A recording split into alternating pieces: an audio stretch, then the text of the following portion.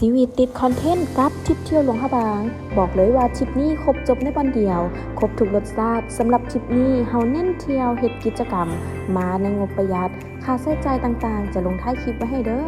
ออกเดินทางจากนครหลวงเวียงจันทร์พักที่วังเวียง1 คืนไปบูรากู1คาปี20,000 กีบไปต่อรองเรือฮอบคำ70,000 กีบต่อคนบอกเลยว่าได้ความตื่นเต้นไปเต็มๆไผบ่เคยลองต้องลองหลังจากนั้นมาเลาะกินข้าวซื้อโรตีชีส30,000 กีบและกลับที่พักมื้อที่2พวกเขาเตรียมพร้อมด้วยข้าวเปียกข้าวถ้วย1 15,000 กีบห้านเพิ่นแมนกายวัดธาตุวังเวียงมาหน่อยนึงเด้อ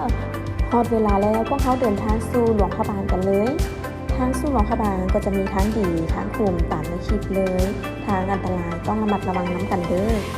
เมื่อฮอดจอมภูเก้าลักแล้วพวกเขาก็จะพักผ่อนชมวิวและกินข้าวเที่ยงที่ภูเก้าลักอาหารในมื้อนี้แม่น50,000 กีบต่อคนพร้อมแล้วออกเดินทางสู่นครหลวงพระบางพอฮอดหลวงพระบางแล้วพวกเขาเลือกพักที่เฮือนพักทวีศัพท์ไก่ขัวน้ำคานมาประมาณ300 เมตรคือ1เพียงแต่150,000 กีบเท่านั้นหลังจากนั้นพวกเขาเตรียมพร้อมไปย่างลิ่นตลาดกลางคืนแอดฝากรถอยู่ข้างพระราชวังคันหนึ่ง 5,000 กีบและกินน้ำปั่น25,000 กีบพร้อมแล้วไปย่างเลาะตลาดกลางคืนกันเลยค่าใช้จ่ายในครั้งนี้แอดซื้อสุดสร้าง150,000 กีบและอาหารจำนวน 50,000 กีบ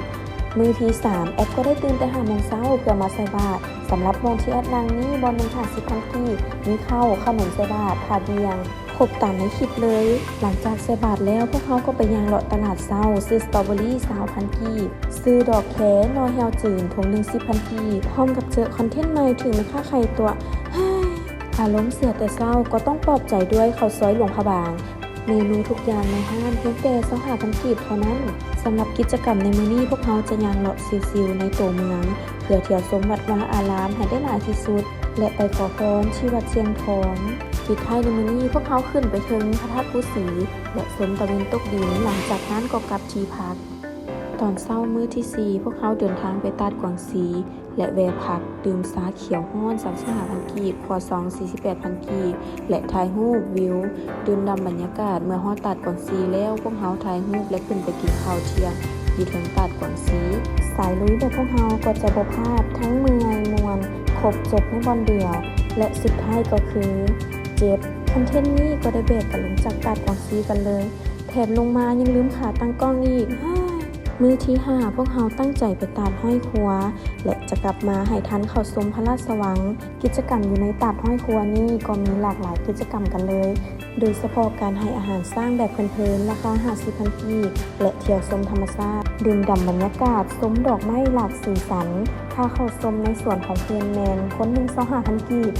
ชมบรรยากาศแบบซิลๆก่อนกลับเข้าสู่ในตัวเมืองหลวงพระบางและนี่คือสภาพของเป็นสิว ก็สิเป็นสภาพประมาณนี้เลยเกือบบ่มีบุญได้เข้าชมพระราชวังก่อนกลับนครหลวงกิจกรรมในหลวงพระบางก็หมดเท่านี้เตรียมพร้อมกับนครหลวงกันเลยมื้อที่6เขาออกเดินทางจากหลวงพระบางสู่นครหลวงเวียงจันทร์ทางสัญบุรีพักที่ปากร้าย1 คืนและเช้ามื้อที่7พวกเขาออกเดินทางแต่เช้าเพื่อกลับนครหลวงเวียงจันทร์ได้ไปเที่ยวชมหาดทรายขาวก่อนที่จะกลับเข้าสู่นครหลวงปิดท้ายคลิปนี้พวกเขาได้แวะเกี่ยวป่าอยู่ที่วัดอ่างไงและได้สรุปรวมค่าใช้จ่ายในการออกทริปนี้ 3,894,000 แอดแนะนำให้เอาเงินไปเพื่อ